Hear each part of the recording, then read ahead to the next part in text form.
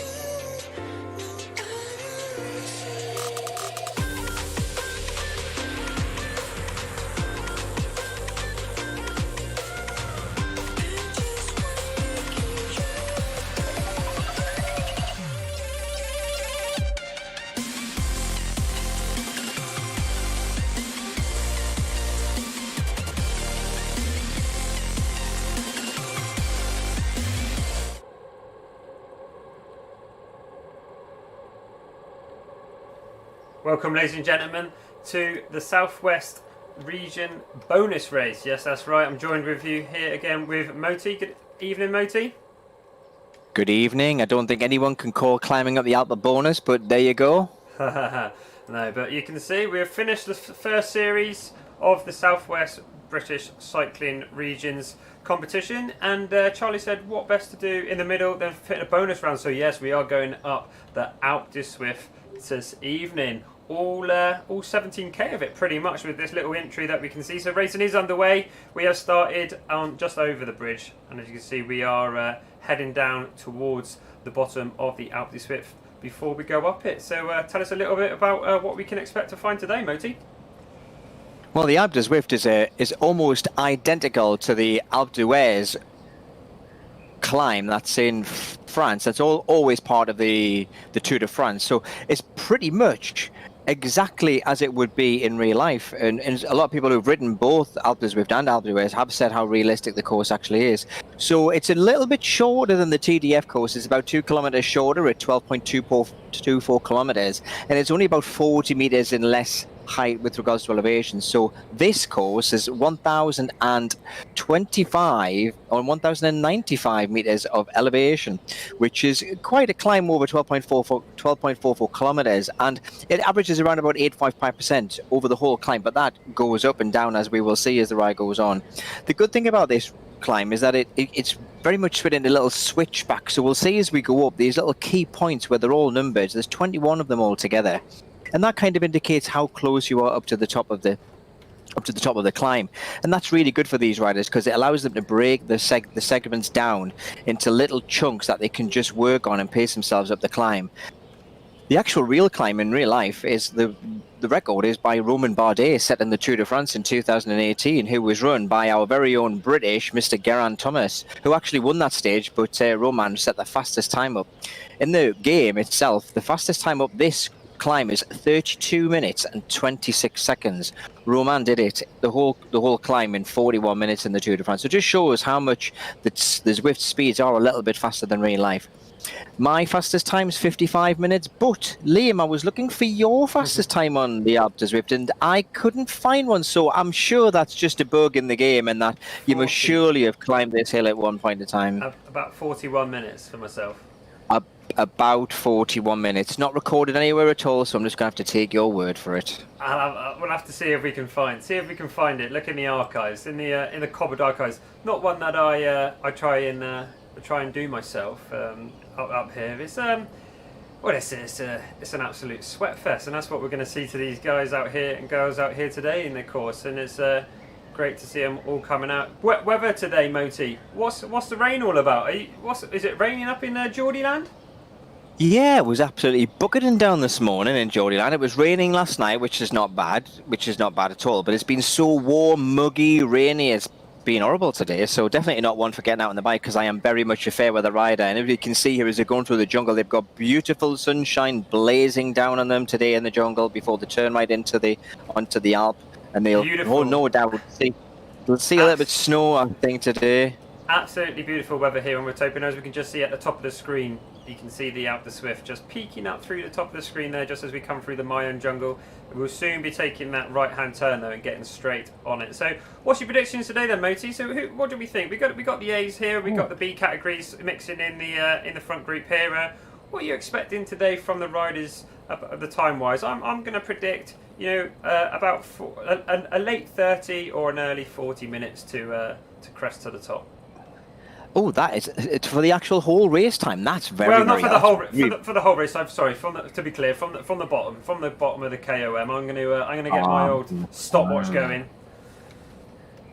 Right. Well, in that case, I am going to put my money on a 40 minute climb with about 46 minutes total race time, I reckon.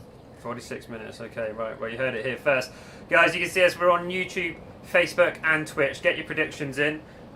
We'd love to see what you think. We've got one coming in from Ollie George saying good luck all, hoping a win from either St Piran or Mid Devon Cycling Club. So a lot of support out here already. So I'm just going to get ready with my stopwatch motor. We're going to cross that line and off we go. But we can already see we've got a group here for 181 starters. So not bad, but it's definitely going to start to split as we go up the crest, and we should be getting to that KOM line very soon. Or have we already crossed it, mate? Am I chatting too much and I've already missed it? No, that wouldn't be like you were told him to chat too much. Yeah, that first section of this little race, so you've got to just hang on to the group. So the first little bit is through the dirt. You kind of got to go over the hill and down the hill, and that's where natural splits occur. So to try and gain those vital few seconds that you might need for the top of this climb, that very first lead-in kind of kicks it off. There we go, past the line. We've just passed the line. My start watch is going. Here we go then. As you can see, we've clicked the Alp Du Zwift, nicely illustrated there on the right-hand side. We can see the gradient being plotted and also turn by turn. So as we can see, at 10%, look at it already splitting, Murray. Look at it already splitting. If I just try and pan out here and try and catch that all, we're already starting to fill the screen. So I'm going to try and get up near the front to follow the front of the race. But as you can see, Zwift don't make this easy. Haven't got many riders to be able to click on here to be able to get up the front. But let's see what's going on up here. We will try and touch base with the other categories the best we can, but unfortunately the tools that Zwift offer us, it doesn't make it too easy. But we will definitely try and keep a touch on the front. But as we can see, at the moment, we've got Loden from drops 5 on the front, holding a steady 6.2 watts per kilogram. So I was looking, Moti, and it was only last month when Team Ineos, Sunday the 12th of April, when Team Ineos blocked out the race, and they had their own event up here,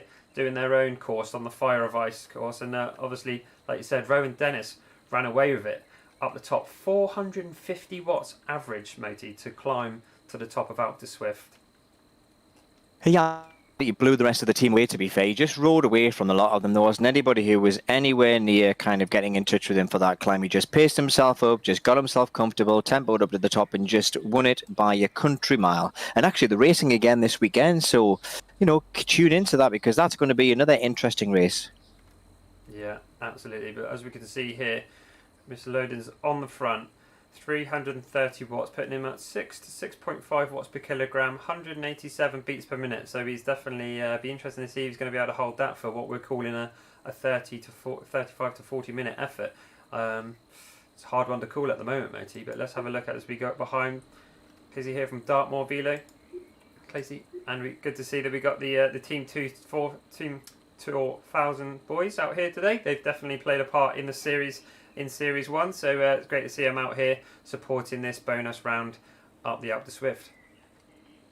Yeah, Team 12 have been a really good team in this series, and they've been really exciting to watch as well. They've been the more aggressive team of all the teams, to be fair, putting attacks in left, right, and centre. So it's great to see some of the boys here smashing it up this Alp. What would be really nice to know is how many of these guys have actually ridden this course already, because I do think that there's be a few of them who will get all giddy and excited riding the Alp Du Zwift, smashing it up for the first few K, and then realising that, you know, even though they've been riding for a number of minutes, that they've still got that 10K to go all uphill. So I think we'll see early breaks starting off, and then I think we'll see some riders who have got the pacing right, just slowly passing riders as they go up. So it's going to be, I think we might actually see somebody who's not currently leading at the moment take the win by slowly climbing their way back, to be fair.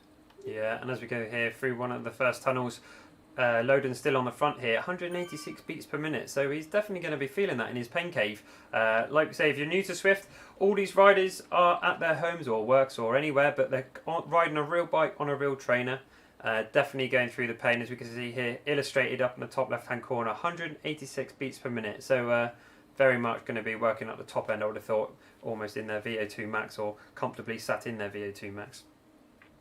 It's an interesting technique that Will's got as well. So he's got very low cadence going there, 65 RPM. So he's very much grinding it up there at 5.8 watts per kilogram at the moment. So he's obviously somebody who's used to climbing at low cadence. He's using his raw strength to actually drag him up the hills.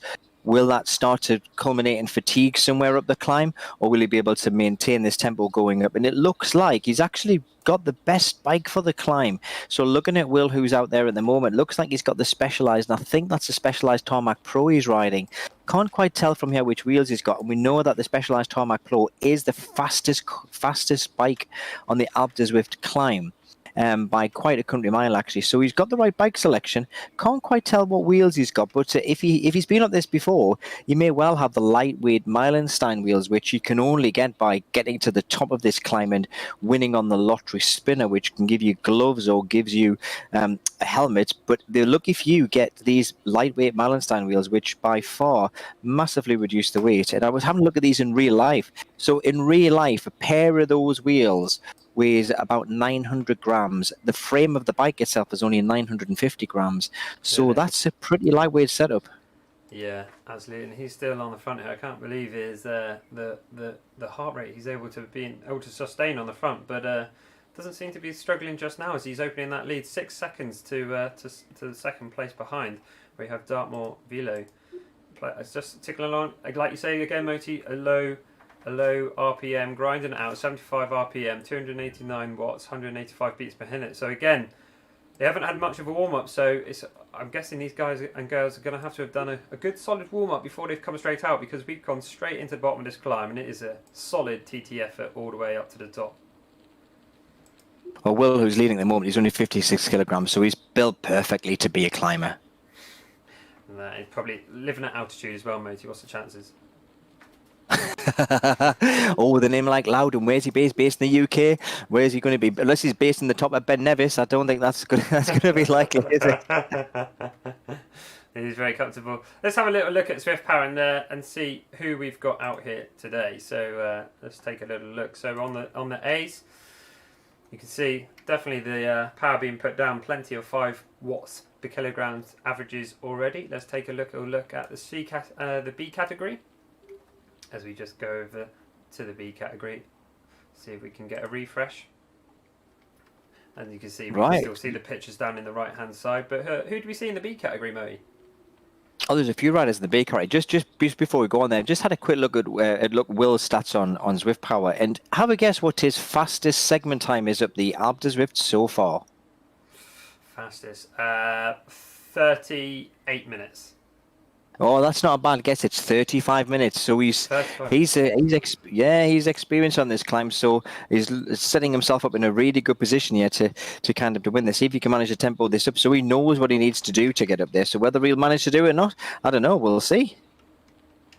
So back to your question, who have we got in the B riders? I'll be back to you in 2 ticks with that. So it looks actually like the B riders are all clumping together by the looks of things at the moment. And there's a few, I think there was a couple of riders who did manage to hold on to begin with, but they've slowly dropped off. The first B rider we can see is Mark Talmud, who's up there, as well as the second B rider has got a great name on Zwift Power called Burning Legs, and I'm sure that's exactly what his legs will be doing right now as he's pulling 4.2 as he climbs this hill. It's not really a hill, is it? It's a mountain. Here we go. We're just at the trying to find the bee. So we are now back with the bee. So we've got Burning Legs. Nice name. Do you reckon that's his real name, Moti? Do you reckon that's his real name? Christened with that name, Burning Legs. That would be an awesome name to have for a cyclist, wouldn't it? Would be. I might call my child Burning Legs. Here we go. Here's a jersey I recognise. The vintage Mid-Devon Cycling Club jersey. On the game.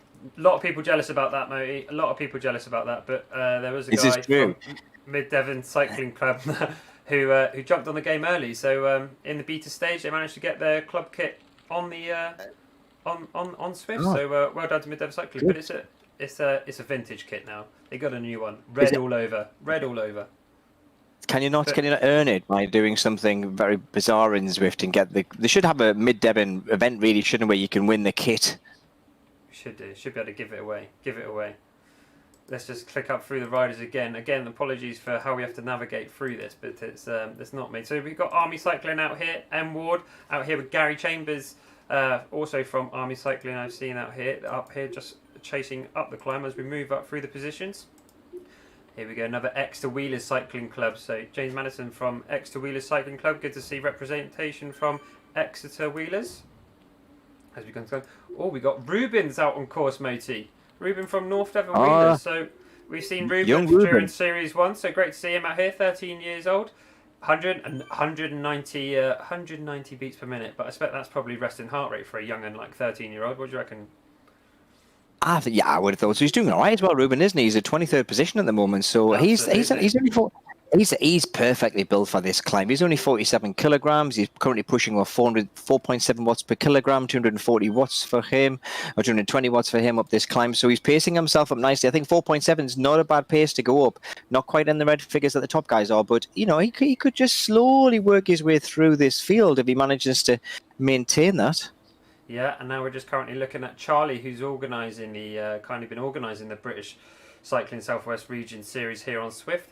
Currently sat in 17th place, 4.7 watts per kilogram, 157 beats per minute. So more of a comfortable, I expect Charlie's feeling quite comfortable out there at the moment. High-end tempo, I would have said, 157 from a guess without knowing his stats. But he's obviously pacing himself up this climb. He knows it's going to be quite a while. So playing it rather well.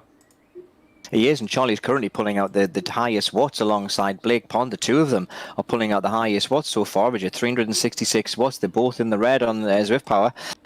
Charlie's, that's a 4.7 for Charlie, and I think for Blake it's 5. What is it for Blake? I'm not sure what it is for Blake, but for Blake it's 4.9, so he's just under the 5.0. So the two of them are certainly pushing the biggest watts up this climb so far. Can they sustain that, do you reckon? They're not doing too bad. As we move up here to 15th, we've got Ollie Parsons from St Piran Development Team down in Cornwall. So great to see St Piran out here again, going up the Alp Du Zwift. 5 watts per kilogram, 174 beats per minute, 304 watts. So I'd say that Ollie's going to be sat in threshold here. So also riding to pace, being able to pick stuff just as we approach turn 15. Wow, turn 15 already. Those first 6 turns of segments have gone over really, really fast for these front runners. There's starting to be some gaps, isn't there? But there's a few clumps. There's a little clump of riders, isn't there, just back there that are actually paced themselves up together. And that's one of the things that you can do up this climb is you can get yourself into a nice little clump, get yourself pacing on. Everyone is around you. Get on somebody's wheel and just follow them up. Get yourself comfortable and just take turns to see if you can just drag each other up the climb and catch riders up in front of you. Yeah, just as we're watching Gary Chambers now from Navy Cycling. Local tester on the southwest, 360 watts, 190 beats per minute. So definitely up the top there. I think he's using these, like you said, the chaps in front as markers and coming up. But 9th place, so Gary's doing really well there, climbing up the Alp Du Zwift. As you can see, we've got snow on the side of the roads now, Moti. So a lot of care being taken out there now. However, I don't think their pain caves are going to be too cold. I think they're going to be rather warm. I think I agree. So even though they're now 332 meters, they'll have a nice cool breeze blowing across them in game. I don't think they'll have the same wherever they are in the house or their garage or in their porch Yeah, and or in now their huffy room. as we continue moving up, 7th place currently, Blake Pond representing No Pins on the Specialised. He's gone for a light wet set of wheels as well, so definitely taking in the characteristics of the game, like Mate was saying. You know, use the equipment just like you would out in real life for those benefits. So using the more lightweight kit will give you a faster time up the climb. So here we see Blake holding 350 watts, 169 beats per minute. So I'd say Blake's sort of borderline high tempo threshold, pacing himself up this climb as well. Very experienced rider. Yeah, interesting choice of wheels. He's gone for the zips, and they're not the 202s, which are the zip lightest wheels. So he's gone for a set that's a little bit heavier. So whether he hasn't splashed out some of his cash on wheels and just managed to do this on hair product, or whether he hasn't thought about his wheel choice for this particular climb. So Brake's got heavy wheels, and apparently it's the wheels that make a bigger difference on the climb rather than the frame. So you can have a heavier frame and put a lighter set of wheels and actually do better. But it's good to see Blake up there because he's not a light lad. No, certainly not. But he's obviously going to have to do some more riding and spend those drops in the drop shop where he can get himself a lighter wheel set or do many reps of this climb, like you said, and hopefully be lucky enough to win those lightweight wheels. But as we continue moving up, 3rd position here, Oscar Hutchins from Team Tour 2000. Looks like we've got a group of 4 riders here. One guy just dangling off the back there, 6th. Unfortunately, I can't see who that is due to the way that is. It is a Team Tour rider, actually, though. Josh Gray, I believe, off the back there, but he's going to do all right. And as we continue moving up, wow, 1st place currently. We've still got the man on the front, Loden, with 31 seconds gap to that chasing group. So, like you said, definitely a course that he knows. 184 beats per minute still, Moti. But you know, he may be a young lad. He might have a very high ceiling. So you could have 200, 210 watts per beats per minute as his ceiling. You know, so you might be quite comfortable up there. Yeah, I certainly won't be comfortable there. But as we can see, no, that's above my max. As we're climbing here, we just come through turn 12. It's great to see Oscar Hutchings there as well, because he was really exciting last race. He was smashing in attacks all over the place. The team tour worked really well to kind of really break that front group up. So I wonder if Oscar just wants to kind of fancy a couple of attacks, or whether he's just going to pace himself up here, get some climbing miles in, or whether he's going to just practice some of his well-honed talent of attacking as he did last time. Yeah, it'd be interesting to see. So whilst we're talking about the series, we do have, Moti, a new 5-week series coming out starting next week. So, fantastic. The British Cycling Southwest region will be promoting via 3R another 5-week series. And we're going to be kicking it off next week, Wednesday, a new slot time of 18:30, so 6:30 p.m. British summer time. We're going to do an isolated time trial on the Belonga course, 2 laps, Moti. 2 laps on a individual time trial. That is no time trial course. That is just wicked, because that's a really tough time trial course, that is, because you've got a nice little bit flat section, and then suddenly, whammo, you've got this massive big climb that you have to time trial up. And I remember when I was watching this, when we down to the Birmingham Velo, we were watching this in the bar actually, and what was really interesting, they had the same course on the screen, had the Zwift course on the screen as well as the real course on the screen. It was interesting to see the pros actually changing bikes at the bottom of the hill. So they were TTing the bike all the way along to the flat bit and then changing to the lightweight bikes at the bottom. And I don't think it did many of them any favours, but I don't think we'll see any bike swaps next week. But that is a really tough TT course. 1 lap's bad enough, but 2 laps is a killer. Yeah. Charlie didn't think having him on there for only 1 lap would be too appealing. So we wanted to give us some more time on the bike and went for 2 laps. But we've got a great 5 weeks lined up, different courses, swapping between, as we start with the individual time trial, and then we've got flat races, hilly races, crit races. We've got it all, mate. We've got it all. And I've got some more exciting news for you. British cycling sponsors Callas have kindly put up 5 winners' jerseys. Oh, wow. So more news to come on that, but big thanks to Callas for putting those up, and be part of it. So next Wednesday, week 1 of Series 2.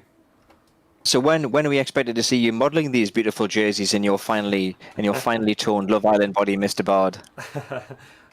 It won't be me. Won't be me. Won't be me. Oh, I think you'd Lockdowns. look amazing. I Lockdowns can wear the get to ladies, me. man. I'm not the right.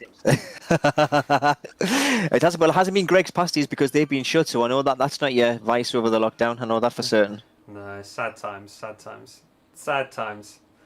But anyway, enough about us chatting, mate. We got a race going on. We've got a race. We're climbing up the Alp Du Zwift, and we're approaching. We have got a turn race, 10. and actually, the gap to Will is starting to come down. You know. So Will's kind of still in the lead, but that gap, Rui Ferreira, who's kind of currently behind him, is slowly wheeling him in. So it was up to 11, 12 seconds. It's now down to 3 seconds. So Will's definitely going to have a race on his hands. That's for sure. As we see, we've just gone past turn 10. So we are flying up this mountain, Moti. We are, and it's now starting to get a bit foggy here up at this altitude, And also 539 here, meters I'm already. just looking through, Moti. Great climbing here from Blake Pond, catching what we're going to class as Group 2, just as we approach turn 10. So that's a great ride from Blake. Has he done too much though to catch them? So what's Blake's heart rate at the moment? What's he ticking along at? So he's ticking along at. Oh, he's ticking at 170 meters per minute. That's comfortable, isn't it? Really for Blake. Blake will be quite happy. I would say Blake's going to be comfortable there. He'd be definitely sat in his sweet spot of his threshold zone there. He's definitely he's obviously done a recon ride of this. He knows what he's doing. 535 watts as we just caught up this steep section of 10% as we take the climb round the corner. But I'd say Blake might be one to look out for here. Like you say, not a bred climber, but certainly holding his own here as he approaches Group 2. Be interesting to see if he's going to go right past with the two riders from Team Tour 2000. Interesting to see how it's going to play out here. Yeah, I think if Blake goes past them now, there's a couple of riders at Team Tour 2000. They'll just pull him back and they'll just kind of sit on his wheel. I think it would be good for Blake just to kind of catch the back end of them, just sit there for a little while, bide his time, and then maybe attack a little bit later on up the climb. There's still plenty of work to go yet. Yeah, absolutely. 19 minutes so far on the climb. They're already just halfway as well, so they've more or less covered almost half the altitude, or just over half the altitude now. So they've done 546 meters now of the 1,045. So there's another 500 meters to go climbing, and they're just coming up to checkpoint 9. One thing to look out on checkpoint 9 we might not see today is the Yeti. Can you see the Yeti today, Liam, on checkpoint 9? Let's check the Yeti. Oh, we've gone through, so we have to go back, try and find someone who's approaching. Here we go. Blake's approaching. Blake's coming. Where do we look? Where do we look for the Yeti, maybe? You see this? This is just showing how many or how few times you've actually been up this climb. I try not to do There it is. Mate. Look at Blake from behind. Just look at that beast in the distance. Oh, I see it. I see it. I'm sure it's moving as well. Yeah, that's the infamous Yeti. What is amazing about this course is that they've literally replicated all the little touches that you've got on the course. They've got little building sites, they've got little campsites going on there. There's an alpine village, there's some stone tower outposts, there's camping, which is great, which I'd never actually noticed before till about my third time up it. And a massive big scientific radio telescope array right at the top of the climb. Have you ever done the climb in real life? I haven't, Moti. No, I haven't. But on there. More about the racing, we've got a change at the front. No way. Wait. So Rui's taken, has he? Oh, he has as well. Oh, and he's riding away from Will as well. Oh. 5.8 watts per kilogram, 143 beats per minute. So comfortable there on the front. Do you able to have a look at his history? What his times have been up the climb for us, mate? Just as we look through. But Will's not giving up. Chasing behind. Oh, well, Rui's not. I think, well, it certainly doesn't look like Rui's actually on Zwift Power, so it may well be that this is just a training ride for him, and Will might still go on to take the win on Zwift Power because Rui's not even there. Well, there we go then. So, as Matthew said, we do use a third-party software called Zwift Power, which is that lovely tool that we use to be able to see all of our statistics. Currently done. It's not related to Zwift. It's put on by an individual group. But they kindly present all this data with us, which makes it possible to bring all the results to you. And most races on Zwift, including this one, follows the Zwift Power rules. So there's lots of rules set out, like all riders must wear heart rates, just to try and make the the racing on Zwift as fair and equal as possible, just because it provides a lot of validation tools, so we can see if people are using power meters, etc., or heart rates, and it cross-references their weight. Just because, unfortunately, there are people that do exploit the settings on Zwift to be able to ride much better than they do in real life. And also, sometimes it's just innocent mistakes, like if you have a poor quality trainer or a poor quality power meter, or just unfortunately not calibrated correctly, which may be an innocent mistake. Zwift Power highlights that all, and it will automatically DQ you from the race, thus making it much fairer for everyone else who's really doing the efforts in their own pain caves. So it tries to be as fair as it can. Like I've said pretty much every week, Zwift racing will never replace racing outside, but it's a great complement and it's a great alternative whilst there are no races happening outside in the real world. So we're all living in the virtual world, Moti. Absolutely, and I think the good thing about Zwift, I think this is what people are starting to realise now, is that for a long time Zwift has very been much looked at as the poor cousin to in real life riding. But I think what people are starting to realise now is that it's a fantastic training tool from all sorts of things you can do, from individual workouts to group rides with the brilliant 3R group that we are, as well as racing in Zwift. And people are definitely seeing improvements in their outdoor performance just by training on Zwift. So I think this is starting to change some of that view that Zwift is very much a toy and is being taken now as a much more serious training tool. And the races just add that little bit of additional element of interactivity to it and do make you work that little bit harder. Yeah, absolutely. And we can see stunning scenery up here as we continue to climb, just as we turn 7. We've just seen those tents there, Moti, on the left-hand side. Base camp. Should we call it base camp? Yeah, the base camp. I think is it the Dutch base camp? I'm sure it's something like the Dutch base camp, something like that. I can't remember exactly, but I think it was the third. It was the third climb that I realised it was in. I just thought that just suddenly somebody decided to go camping after my climb number 2, just to get a glimpse as I was going past. But apparently it's been there all the time. But there we go. We can see that we're getting closer and closer. Just turn 7. 24 minutes on the mountain now, Moti. Moti, tell us a little bit about 3R and what they do and kindly promoting these races for the southwest region of British cycling. Well, 3R is a great group of Zwifters, really, who raise funds for a fantastic charity called World Bicycle Relief. And the charity itself is, what they do is they provide bicycles to families in Africa to try and help them become a little bit more mobile, whether that's going to school, going to collect food, going to collect water. And because of this, more children stay in education, families are healthier, and they're just by being more mobile. So the 3R group, we do that in two ways, really. So we organise an awful lot of group rides on Zwift, and we hold over 140 races a week on Zwift as well. And we race in all categories, and we offer rides for all categories too, from the Bs right the way through to the Ds. Trying to hold a group ride for an A category is very, very difficult because most of the A riders tend to push themselves. So we're a really good group of guys. Everybody gives the time voluntarily to put on the events and the races for the benefit of the Zwift community, and we're very well respected group of riders and Zwift organisers. But we've raised an awful lot of money for the charity, and every year we have a Zwiftathon, where basically we have a whole day of events and races just to try and get a big lump of money raised for WBR, the charity. And if I remember rightly, last year did we raise over £20,000? This is all off the top of my head, so I may have to look at that, but it's an awful lot of money. Yeah, an awful lot of money. A great organisation that do a lot of fantastic things, as you said. Just trying to scroll back, Moti, trying to provide coverage of lots of people as they come up here towards turn 7. Great to see everyone out here tackling. Back on Ruben, 187 beats a minute still, 230 watts tackling up here. Not doing bad at all. 32 minutes into this climb.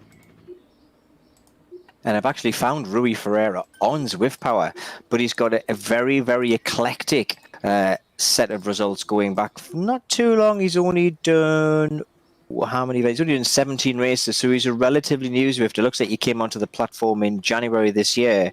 So he's definitely an unknown to what he can perform at, but he's certainly starting to ride away from Rui. Now, maybe Will knows that he's not really part of this race at all, and he's just kind of in here for the training ride, pacing himself up for the win. I have just noticed something else as well, Moti, you might be able to explain to us, but on his name on the right hand side, there's no lightning bolt next to where it suggests what his watts per kilogram are. So what does that mean, Moti? No lightning bolt. Where's the lightning? You're seeing things that I can't see, Liam. What lightning board? There's no light on Zwift Power or on the Zwift No, sorry. itself. So on Swift itself, next to his watts per kilogram in the names table, he hasn't got a lightning bolt. Ah, you are very right. I couldn't see that. My screen's very small. So yeah, the lightning bolt kind of gives us an indication about the power, the kind of how the Zwift is reading the power from their trainer. So this is a really important thing to know. And this, what Liam was saying before about whether the trainer that they have is calibrated, validated, and is very accurate at providing power readings to Zwift, or whether Zwift is just really guessing what their power is because they don't have a smart trainer that's sending accurate data to them. So this is often what we call Zwift Power, because Zwift guessing what you're doing rather than getting accurate results. And anyone who's riding in a Zwift Power really can't take a fair part in the races. And so now, as things are starting to tighten up again, they don't often count the results, which is probably why we don't see him on the live rider list at the moment. Yeah, that's right. So he is a Swift, not who we're looking at. We're watching Will currently, but no, Rube at the front, 32 seconds ahead. He's a Swift Power rider, so he's just running Swift on most likely on a dumb trainer, but using his cadence sensor and speed sensor for Swift then to produce an algorithm to give a basic wattage output so he can play Swift. But yep, he will not be taking part in this specific race and won't be included in the results. So we will continue to watch Will as he progresses up this climb.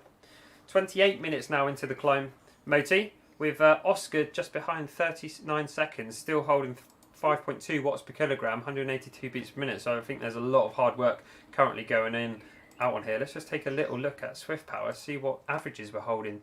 So we've got Will, 5.5 watts per kilogram average. 34 minutes he's been riding this, so he's definitely going to be feeling that. We can see an average heart rate, and his heart rate now 180 beats per minute. Closely behind, 5.2. Oscar Hutchins, 5.1 watts per kilogram. Joe Muddle from Chases, 5.8 watts per kilogram. Only 50 kilograms in weight though, so definitely a climber there. Wow. So no wonder he's in fourth place. And Blake Pond, 5 watts per kilogram, in fifth place there. So, yeah, it'd be interesting to see. We just look at these riders, and we'll just look at those top four riders. Apart from Oscar, who's actually doing extremely well, 68 kilograms, which certainly isn't heavy. But when it comes to climbers, it's certainly a bit more chunky than some of the guys that are up there. But he's doing extremely well, as is Blake. And just looking down the results now, I can see that the highest B rider is a chap called Mark Talmud, who I don't think he's one of the Southwest riders, but he is almost an A, and he's currently whacking out 4.4 watts per kilogram up this race. So it may well be that he's currently surrounded by a group of A's, including Ruben Stacey, the 13-year-old. So it may well be that if he continues to stay with this group, he may well push himself up into the A category as well. Yeah, so on Swift Power they do have a ranking system, and as we see here on Swift, we've got the different categories. So A plus category on Swift Power being the most strongest out there on Swift, and then we've got the A category on Swift, which is the 4 watts per kilogram group, and then you drop down respectively to the B, C, D, and I think the women all race in one category, which is E. So interesting to see how the ladies are doing out here today, Moti, on the Alp Du Zwift. But as Well, I did see Mrs. Babbage. I did see Mrs. Babbage signed up, so I'll have a little look for her and see if I can find her. You got Mrs. Babbage. What about Mr. Richard Babbage? I wonder if he's out here today, or he might be having an evening off. He might be making the tea. That might be his job tonight. Mrs. Babbage has got a priority on the bike, certainly. We've got some support coming in for Team Tour. So, like we said, feel free to send a comment in. We'll be happy to read them out. You can catch us on YouTube, Twitch, or Facebook. As we can continue here, Will's still on the front, 183 beats per minute, so definitely been working hard the whole way up. 271 watts, holding 5 watts per kilogram. So we started off around 6, holding 6 for a long time. So I think Will is, not surprisingly, starting to tire here as he's 37 minutes into his climb. As we see here, Oscar's just behind, 35 seconds, bringing down that gap now as he's starting to wind things up as he approaches turn 3. 184 beats per minute, also 365 watts. So great ride coming from Oscar Hutchins from Team Tour 2000. So great to see. That is a good ride, and neither I can just see that neither of the Babbages are in the race here today. So they've obviously decided to have date night tonight rather than actually climbing the Alp. It might be one that I might have passed on. So kudos to everyone who's actually made a start on this climb and be bothered to jump on their turbos in their garages or wherever they may be and ride up this mountain today. I've decided I'm looking at these guys and actually looking at my time. I'm definitely going to one of my goals this month in June is to ride the Alp again and see if I can beat my time. See if I can get sub 50 minutes. I think when I climbed, I did 3.4 all the way to the top, and it's not really, under an hour. I was happy, but I think I might just go and get under. Oh, we're just losing you slightly, matey. Are you there? Yeah, sorry, I did have a little bit of a glitch on my internet there. Internet's playing, I think we've got some thunderstorms now in Geordie land. It's Have obviously you? playing havoc with my It's obviously playing havoc with my internet connection. I'm just saying I'll have to ride this. I'm going to ride this up again, see if I can get sub 50, see if I can get to that anywhere near that claimed 40 minutes that you've seemed to have. I'm going to try and find my time. I'm going to prove to you, Moti, but as we're progressing up this climb, turn 3, I'm watching Oscar Hutchins up here. Let's just see where Will is. Will's approaching turn 2, so we've absolutely flown up this mountain, Moti.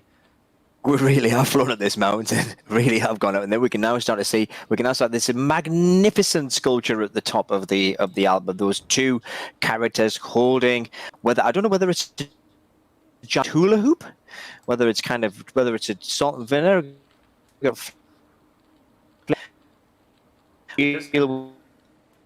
With no spokes, whether it's a Tron wheel, maybe.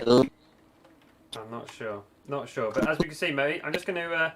I've managed to find my results. We're just going to have a look. 44:05, done on the 4th of April 2020. I think that was in the Hate Route Challenge. So not as good as I thought, but I'll take that. 44 minutes. Need to put some more effort into that, though. I think certainly need to put some more effort in for myself, but not too bad. We're definitely going up much faster today.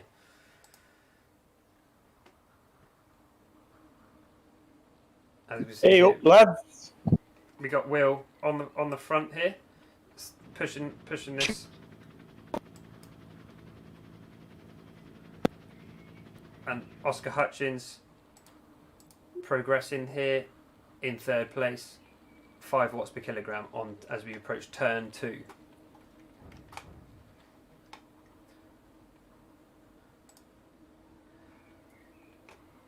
So we're definitely getting up near the top here now. Things are certainly hotting up.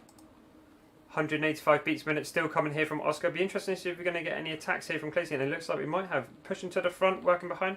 As you see, Blake is just behind at 4.9 watts per kilogram. So Blake's doing really well to hold on for 5th place there.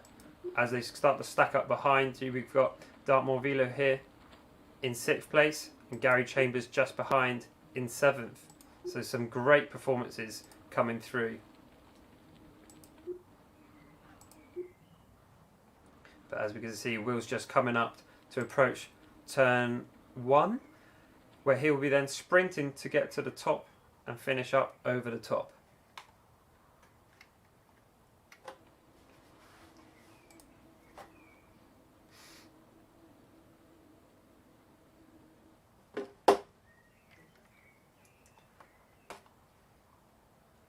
All we can hear is the wind blowing up at the top.